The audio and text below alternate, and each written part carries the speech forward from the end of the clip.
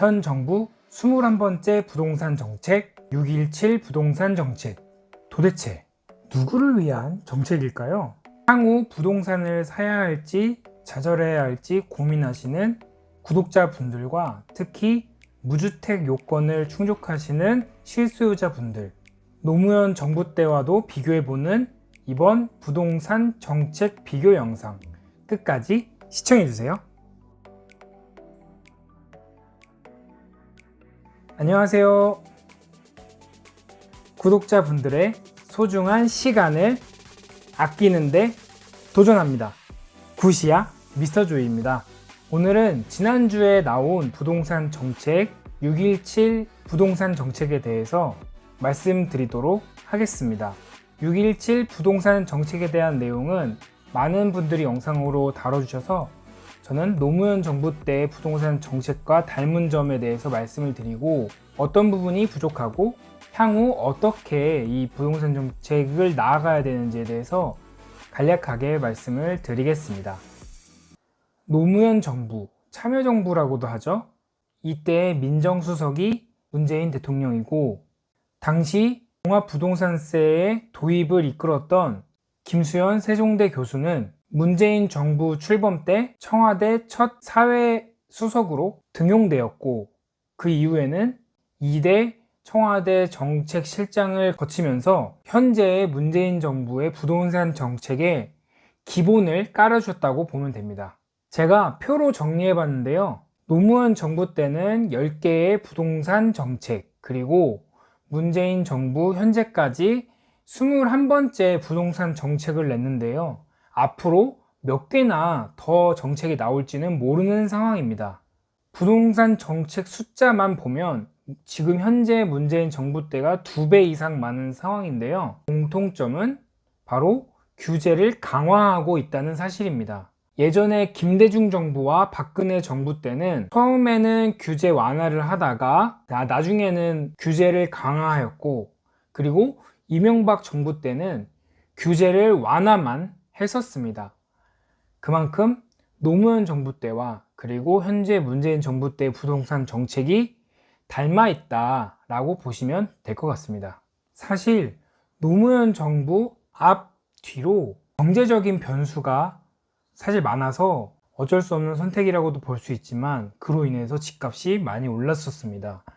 앞에는 김영삼 정부 때에는 IMF 이후에 죽어가는 경제를 살리기 위해서 부동산 규제 완화 정책을 펼쳐서 경제를 더욱더 성장시키고 부흥시키려고 했었고요. 그리고 뒤로는 이명박 정부 때는 억눌렸던 그런 부동산 시장으로 넘어왔는데 2008년 세계 경제 위기가 왔잖아요. 리먼 브라더스 사태로 인해서 세계 경제 위기가 왔는데 부동산을 풀어서 경제를 활성화시키겠다라고 했지만 노무현 정부 때 해놓은 규제들도 같이 맞물려서 경제가 활성화가 제대로 되지 않은 부분이 있습니다.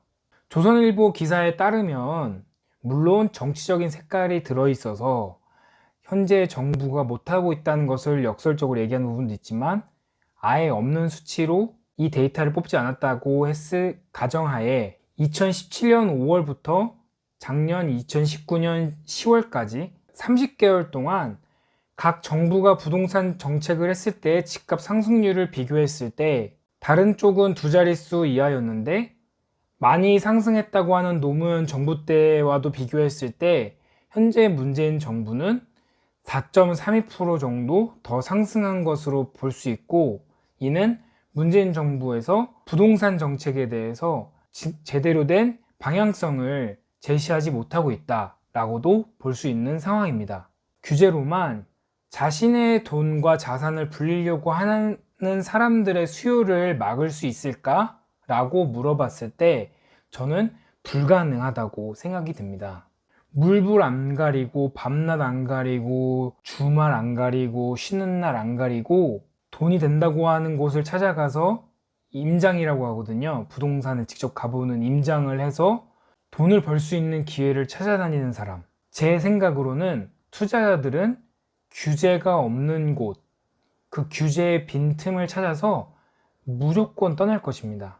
그렇기에 규제 외에도 다른 것들이 같이 맞물려서 이렇게 톱니바퀴처럼 굴러가야 되는 거예요.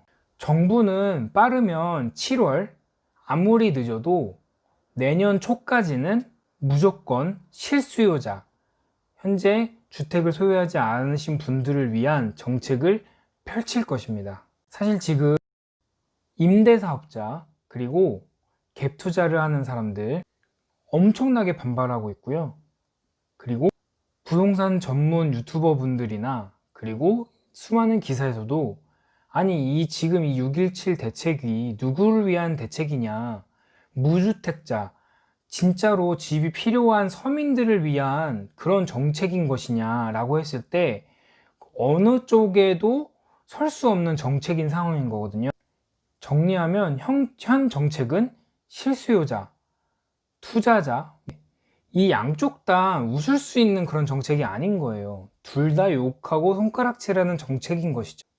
하지만 현 정부는 무조건 실수요자, 주택이 없는 분들이 내 집 마련을 할 수 있는 방향으로 흘러갈 것입니다. 2020년 첫 대통령 신년사 때도 갭 투기와의 전쟁에서 승리하겠다라고 또 선포도 하신 걸 보면 확실한 노선이 있다고 생각이 드시죠? 그런데 시기적인 차이는 있을 수 있을 것 같습니다. 당장 대책을 마련하느냐, 아니면 3기 신도시가 공급되거나 그때의 사전 청약이 진행될 때 그때 맞물려서 추가 공급 정책이라든지 아니면 실수요자를 위한 대출 조건 완화라든지 그러한 정책을 한 번에 터트려 가지고 더 큰 효과를 낼 것이냐, 그런 차이는 있겠지만 그런 시기적인 부분을 현 정부에서 고민하고 있을 거라고 생각이 듭니다.